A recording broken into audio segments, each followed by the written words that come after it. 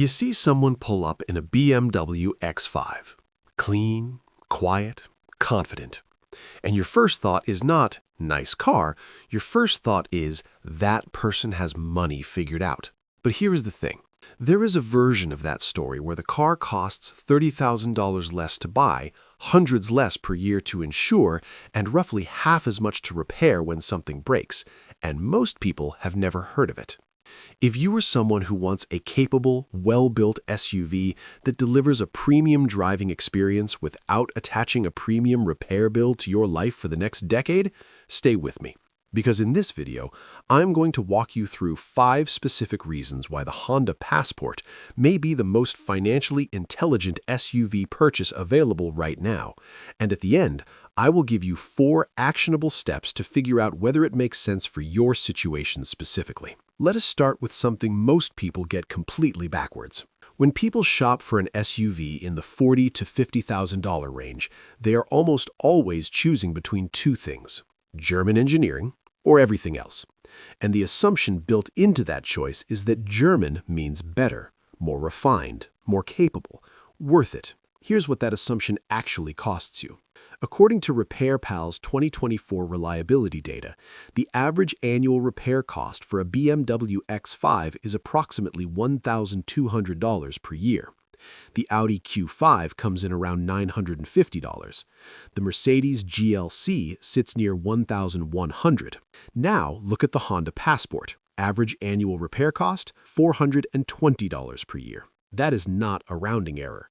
That is a structural difference that compounds over time. Run the numbers over 10 years. A BMW X5 owner spending $12,000 in repairs over a decade versus a Passport owner spending $4,200. That's $7,800. And that figure does not include the insurance gap, which we'll get to in a moment. Now, maybe you're thinking, okay, but the BMW drives better. The interior feels more premium. There's something to that experience that justifies the cost. That's a fair objection.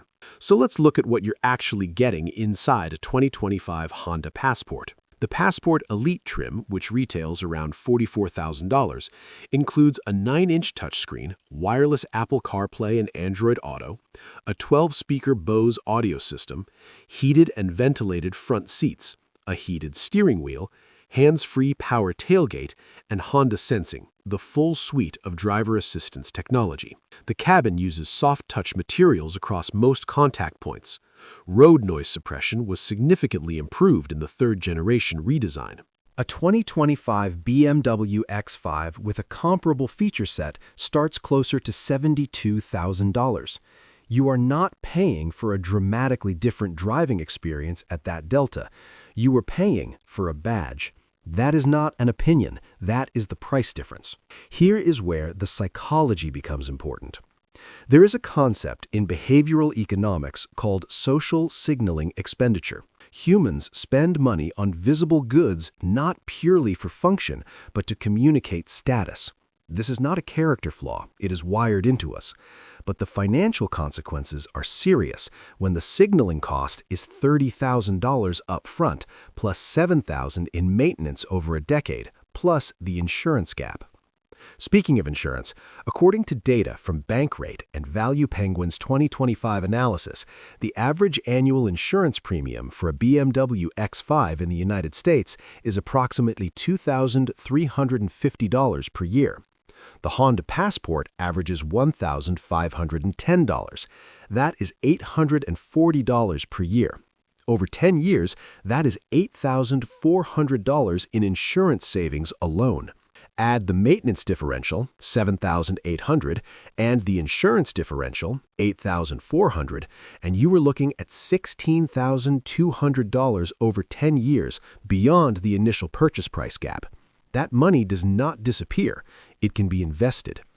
At a conservative 7% annual return, $16,200 invested over 10 years becomes approximately $31,800.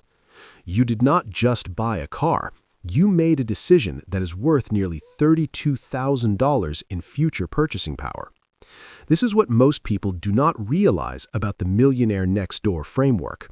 The research behind Thomas Stanley's work, updated in The Next Millionaire Next Door, published in 2018, consistently shows that high net worth individuals, those with investable assets above $1 million, disproportionately drive vehicles in the $35,000 to $50,000 range. Not because they cannot afford more, because they understand the difference between an asset and a status expense.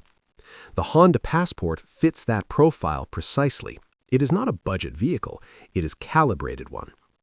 Now let us talk about what the Passport is actually built for, because this is where it separates from most competitors at its price point.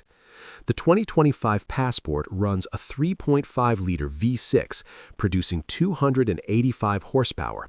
It offers 8.1 inches of ground clearance, standard all-wheel drive on upper trims, and Honda's IVT-M4 torque management system, which can send up to 70% of torque to the rear axle when conditions require it. Towing capacity reaches 5,000 pounds.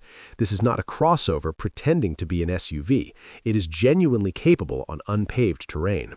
For someone who takes ski trips, drives Forest Service roads, tows a small boat or trailer, or simply wants confidence in winter conditions, the Passport delivers that without requiring a Jeep Grand Cherokee or a Land Rover Defender, both of which carry substantially higher operating costs. The Land Rover Defender, for reference, carries an average annual repair cost of over $1,700 according to RepairPal, and its parts availability outside of dealerships is significantly more limited than Honda's. Honda has one of the deepest aftermarket parts ecosystems of any manufacturer globally. That matters when your vehicle needs maintenance at 80,000 miles. Here is where it gets more interesting. Depreciation is the largest single cost of vehicle ownership for most people, larger than fuel, larger than insurance, larger than repairs. And depreciation is not random. It follows predictable patterns. According to IC Car's 2025 depreciation analysis, the BMW X5 loses approximately 47% of its value over 5 years. On a $72,000 purchase, that is $33,840 in depreciation. The Honda Passport loses approximately 38% over 5 years. On a $44,000 purchase, that is $16,720. The BMW owner lost $17,120 more just to depreciation in 5 years. When you account for depreciation, insurance, and maintenance together over a 5-year window, the total cost of ownership difference between a loaded BMW X5 and a loaded Honda Passport Elite approaches $45,000 to $50,000. That is another vehicle. That is a down payment on a rental property. That is a brokerage account that begins compounding immediately. Now, the Passport is not perfect. Honest analysis requires saying that clearly. The 3.5-liter V6 gets approximately 20 miles per gallon combined.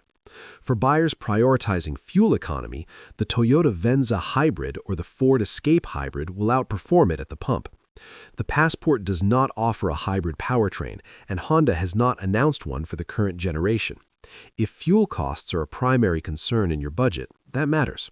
The interior, while comfortable and well-equipped, does not match the sensory experience of sitting inside an Audi Q5 or a Volvo XC60. The materials quality is good, not exceptional. If you derive genuine daily satisfaction from a luxury cabin environment, that is a real trade-off to weigh. And the Passport's rear cargo space, at 41.2 cubic feet behind the second row, is slightly smaller than the Subaru Outback and the Kia Sorento at comparable prices. For families with substantial gear requirements, that gap may matter.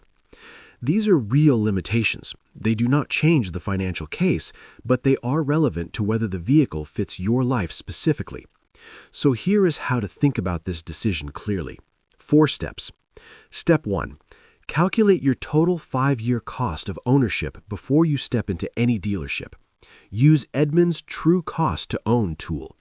Input the exact trim you are considering. Look at the depreciation figure, the insurance estimate, and the projected maintenance costs. Do this for the Passport and for any competitor you are considering. The comparison will be clarifying. Step 2. Separate the driving experience from the signaling value honestly. Ask yourself, if no one you knew would ever see this vehicle, would you still choose the more expensive one? That question will tell you what portion of the premium is functional and what portion is social. Neither answer is wrong, but knowing the answer helps you spend deliberately. Step 3. Calculate what the cost difference, invested, would produce over your expected ownership period. Use a compound interest calculator. Set the rate at 7%. If the gap between two vehicles is $20,000, over 10 years at 7%, that becomes $39,300. Put that number next to the vehicle decision and make the choice with full information. Step 4. Test drive the Passport before you dismiss it.